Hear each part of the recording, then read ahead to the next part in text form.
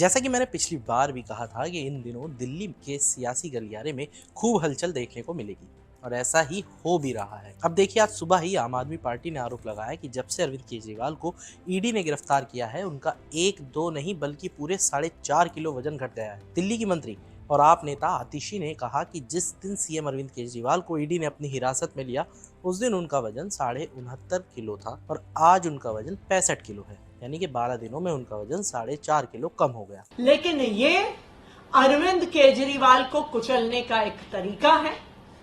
मुझे कोई भी प्रशासन ये बता दे, कोई भी डॉक्टर ये बता दे कि 12 दिन में 4.5 किलो वजन कम होना कोई नॉर्मल चीज है।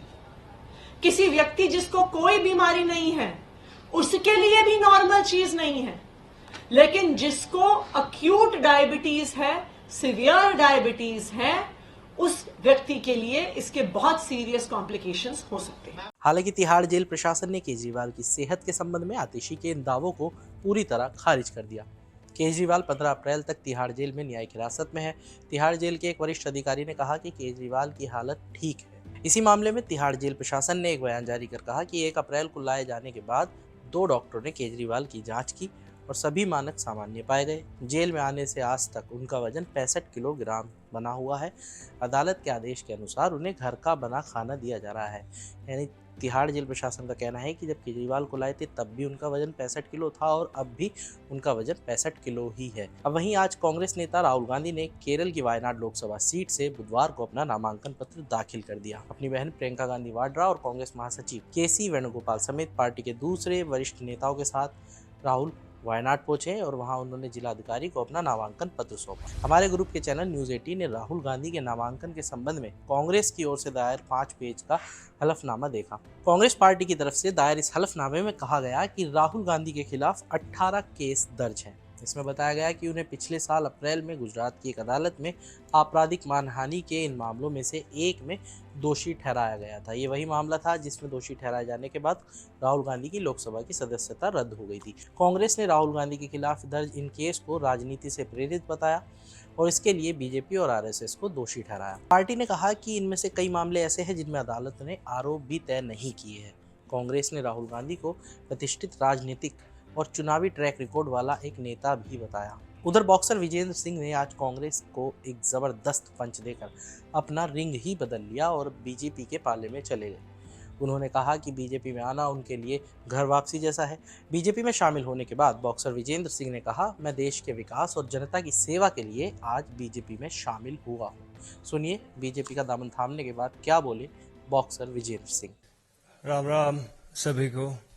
मैं बॉक्सर विजेंद्र सिंह और माननीय प्रधानमंत्री नरेंद्र मोदी जी, हमारे होम मिनिस्टर अमित शाह जी, अध्यक्ष जेपी नड्डा जी, तावड़े जी, मैंग जी के नेतृत्व में मैं आज बीजेपी में शामिल हो रहा हूं और एक तरह से कहते घर वापसी हो रही है मेरी। तकरीबन 19 में मैं चुनाव लड़ा था और ऑलमोस्ट 5 साल होने वाले हैं, अभी 4 साल होने वाले हैं।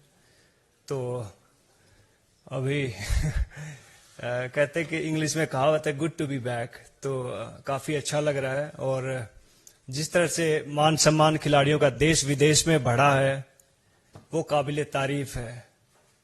जैसे हम बाहर यूके में फाइट करने जाते थे, दुबई में फाइट करने जाते थे, आयरलैंड में फाइट करने जाते थे, तो कई बार एयरपोर्ट पर बहुत सारी चीजें होती थी, लेकिन जब से हमारी बीजेपी सरकार आई है, मोदी गवर्नमेंट आई है, तब से एक बहुत सरल और कहते बहुत आसान तरीके से हम कहीं भी आ जा सकते हैं। जो मान सम्मान इस गवर्नमेंट में मिला है तो खिलाड़ी उसके लिए बहुत धन्यवाद करते हैं मोदी साहब का, बीजेपी गवर्नमेंट का। और मैं चाहूंगा कि इस गवर्नमेंट में रहकर मैं ज्यादा से ज्यादा लोगों का भला कर सकूं, लोगों को सही राह दिखा सकूं। और मैं पहले वाला विजेंदर हूं और जो भी मेरे को लगेगा गलत है, गलत को गलत कहूंगा, सही को सही कहूंगा। जय हिंद, जय भारत। वहीं लोकसभा चुनाव से पहले महाराष्ट्र कांग्रेस ने पार्टी के बागी नेता संजय निरुपम को पार्टी से निष्कासित करने का प्रस्ताव पास कर दिया है। इसके साथ ही संजय को कांग्रेस के स्टार कैंपेनर्स की लिस्ट से भी हटा दिया गया है। जानकारी के मुताबिक प्रस्ताव महाराष्ट्र कांग्रेस ने पास कर दिया है और अब इस फैसले पर दिल्ली में कांग्रेस आलाकमान को मोहर लगानी है। बिल्कुल उनका स्टार प्रचारक में नाम आया था, वो हमने कैंसिल किया है। और जिस तरह से उनके वक्तव्य आ रहे हैं, वो किसी की सुपारी लिए जैसे वक्तव्य कर रहे हैं और इसलिए उनके ऊपर शिस्त भंग की कार्रवाई की जाएंगी। आज उनके ऊपर कार्रवाई आज या कल में हो जाएगी। कांग्रेस के इस एक्शन के बाद संजय निरुपम का बयान भी सामने आया। उन्होंने एक्स पर एक पोस्ट करके लिखा कि कांग्रेस मेरे लिए ज़्यादा ऊर्जा और स्टेशनरी खत्म ना करे, बल्कि अपनी बची कुछ एनर्जी और स्टेशनरी का इस्तेमाल पार्टी को बचाने के लिए करे। संजय ने कहा कि वैसे भी पार्टी भीषण आर्थिक संकट के दौर से गुजर रही है। मैंने जो 1 हफ्ते का समय दिया था वो आज पूरा हो गया है और मैं कल खुद फैसला ले लूंगा। संजय निरुपम मुंबई उत्तर पश्चिम सीट से कांग्रेस के टिकट पर। अब सवाल है कि महाराष्ट्र में कांग्रेस पार्टी के इतने बड़े नेता क्यों नाराज हैं। दरअसल संजय निरुपम मुंबई उत्तर पश्चिम सीट से कांग्रेस के टिकट पर चुनाव लड़ना चाहते थे, लेकिन शिवसेना यूबीटी ने यहां से अमोल कीर्तिकर को अपना उम्मीदवार बना दिया। अब इससे निरुपम भड़क गए। निरुपम ने पहले भी सीट बंटवारे में कांग्रेस पर हावी होने के लिए शिवसेना यूबीटी की काफ़ी आलोचना की थी।